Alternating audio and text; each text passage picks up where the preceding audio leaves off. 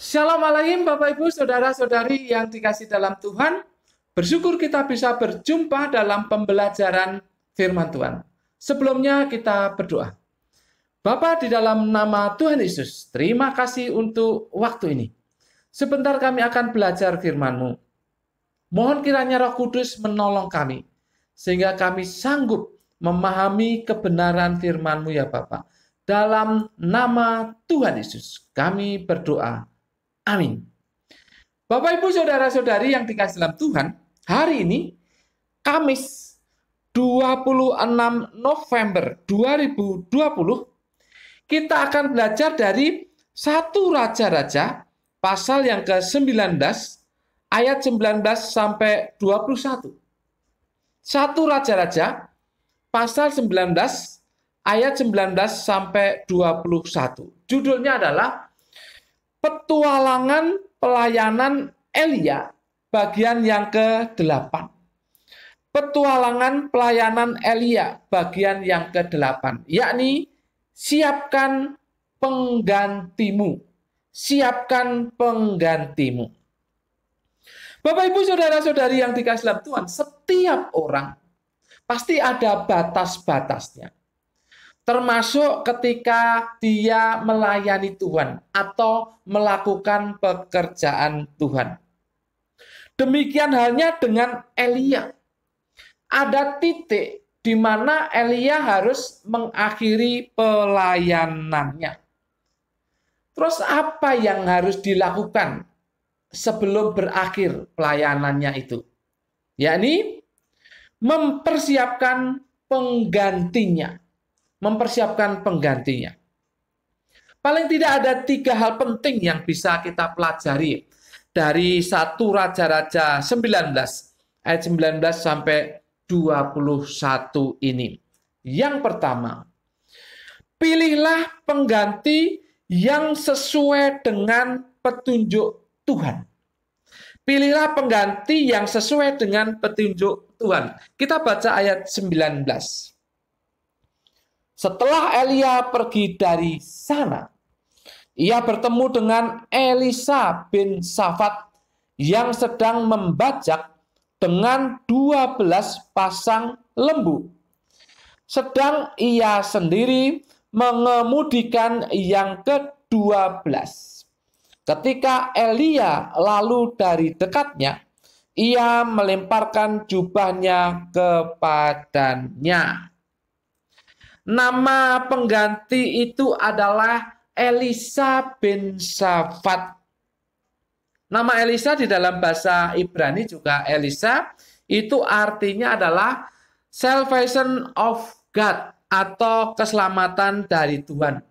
Nama ini nanti akan Elisa buktikan ketika dia sudah melayani sebagai nabi Tuhan, khususnya ketika menyelamatkan bangsa Israel.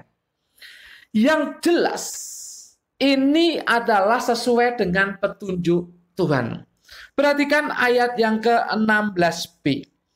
Dan Elisa bin Safat dari Abel Mehola harus kau urapi menjadi nabi menggantikan engkau. Jelas sekali, ini sesuai dengan petunjuk Tuhan. Yang kedua, beri kesempatan untuk pengganti itu benar-benar siap. Kita baca ayat yang ke-20. Lalu Elisa meninggalkan lembu itu dan berlari mengikuti Elia, katanya, biarkanlah aku mencium ayahku dan ibuku dahulu, lalu aku akan mengikuti engkau. Jawabnya kepadanya, baiklah, pulang dahulu, dan ingatlah apa yang telah ku berbuat kepadamu. Elisa mau pamitan dulu kepada orang tuannya.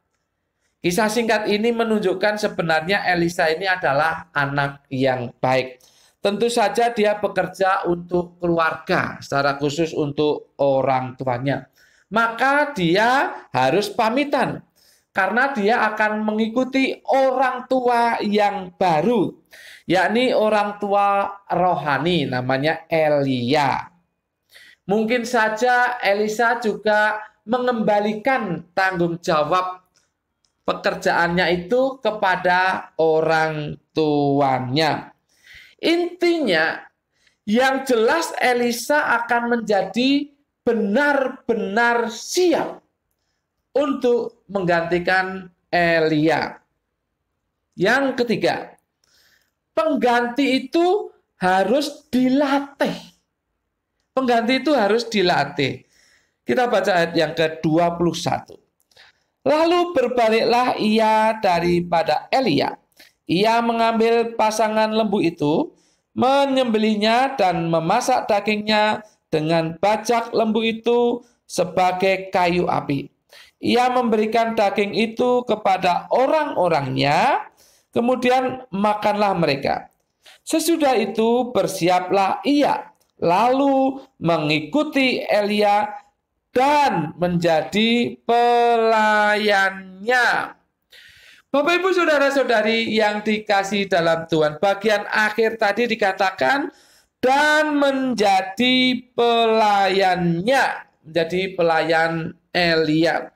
Kata pelayan di dalam bahasa Ibrani ini dipakai kata syarat. Ini bukan budak, ya, bukan budak. Kata ini mengandung pengertian mengurus, merawat, menyertai. Intinya kalau dibutuhkan ada, itu intinya. Dia bukan budaknya Elia, bukan. Tapi yang menyertai Elia, yang mensupport Elia. Elisa bukan budak, tapi yang menyertai Elia. Elisa bisa belajar kehidupan Elia. Karena toh dia bersama-sama terus dengan Elia. Jadi Elisa melihat apa yang dilakukan oleh Elia sebagai nabi Tuhan. Apa yang diputuskan Elia sebagai nabi Tuhan. Apa yang dikatakan Elia sebagai nabi Tuhan. Apa yang dimakan, diminum pun Elisa tahu. Jadi Elisa bisa melatih dirinya atau dilatih dengan melihat kehidupan Elia sebagai nabi Tuhan. Bahkan dia juga harus sabar, harus tunduk kepada Elia. Ini adalah sebuah latihan. Latihan yang penting bagi Elisa. Karena ini langsung dalam kehidupan. Jadi latihan langsung. Tidak belajar tulis-menulis lalu tes, bukan. Ini latihan langsung dalam kehidupan Elisa. Ini penting. Penting. Sehingga dia bisa mengetahui apa yang seharusnya dia nanti lakukan ketika sudah menggantikan Elia sebagai nabi Tuhan. Inilah. Jadi pengganti itu harus dilatih dan melatih diri tentunya. Supaya benar siap untuk menjabat sebagai seorang nabi Tuhan. Dan Elisa dilatih atau melatih dirinya sepanjang kehidupannya bersama-sama dengan Elia. Luar biasa. Bapak Ibu, apa yang bisa kita terapkan dalam kehidupan kita? Ingat yang pertama, bahwa kita harus sadar kita memiliki keterbatasan. Ingat itu. Kita harus sadar bahwa kita memiliki keterbatasan. Jadi jangan serakah. Jangan ini terus menguasai pelayanan. Kita punya keterbatasan.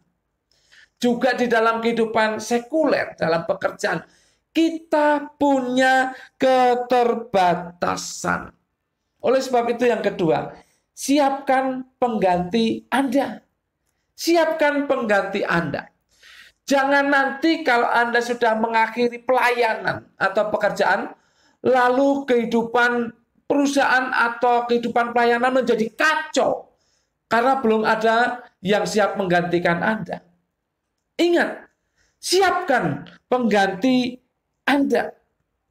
Siapkan secara rohani, secara khususnya secara rohani. Siapkan pengganti Anda. Kalau di dunia sekuler, ya siapkan dia dengan keterampilan-keterampilan, pengetahuan-pengetahuan yang baru yang Anda miliki dan dia belum miliki. Siapkan pengganti Anda. Yang ketiga, minta hikmat Tuhan. Siapa yang cocok untuk mengganti posisi Anda? Siapa yang cocok? Kita minta hikmat Tuhan, tidak sembarangan. Dalam pelayanan apalagi, kita harus minta hikmat Tuhan. Tuhan, siapa ini yang cocok untuk menggantikan saya dalam melakukan pelayanan ini? Kita harus minta hikmat Tuhan. Dan seperti yang tadi saya katakan, latih orang itu. Jangan biarkan kita sudah menyatakan memilih orang itu untuk menggantikan kita, tapi kita biarkan. Tidak boleh. Kita harus melatihnya. Melatih mentalnya juga, melatih keterampilannya, melatih bagaimana dia memutuskan, bagaimana dia bertindak, bagaimana dia mengatur. Itu kita harus latih. Orang itu harus kita latih. Tidak peduli di dunia sekuler atau rohani. Harus dilatih. Supaya nanti dia benar-benar siap untuk menggantikan kita. Bapak, Ibu, Saudara-saudari yang dikasih dalam Tuhan. Kalau kita dalam posisi yang siap, dalam usia yang siap untuk diganti, mari kita sadar, kita penuh keterbatasan. Mari kita siapkan pengganti kita dan latih dia. Tetapi kalau kita dalam posisi yang akan menggantikan, mari kita juga melatih diri. Mari kita benar-benar siap secara mental, rohani, juga fisik, dan juga keterampilan, kepandaian, benar-benar siap. Maka pendelegasian itu akan berjalan dengan baik. Dan ketika itu berjalan dengan baik, maka pelayanan akan tetap eksis, tetap berjalan dengan baik, bahkan bisa lebih maju. Maka perusahaan atau tempat kita bekerja bisa bertahan dan juga akan bisa menjadi lebih maju. Karena Anda siap. Mari Bapak Ibu, siapkan diri. Baik yang usianya untuk digantikan dan juga usianya ingin menggantikan. Siapkan diri di dalam Tuhan. Amin. Mari kita berdoa. Bapa, dalam nama Tuhan Yesus, terima kasih untuk teladan Elia yang telah Engkau beri petunjuk untuk mempersiapkan dirinya. Untuk mempersiapkan dirinya digantikan oleh Elisa. Terima kasih untuk firman-Mu ini. Terima kasih untuk pelajaran ini. Biarlah kami bisa menerapkan dengan pertolongan Roh Kudus. Dalam nama Tuhan Yesus, kami berdoa dan mengucap syukur. Setiap kita yang percaya, katakan amin. Tuhan memberkati Bapak Ibu, Saudara-saudari senantiasa